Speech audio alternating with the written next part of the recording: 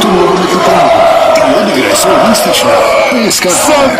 U igri su znanje, planiranje i eliminiranje. U igri su ljubav, sreća i strah.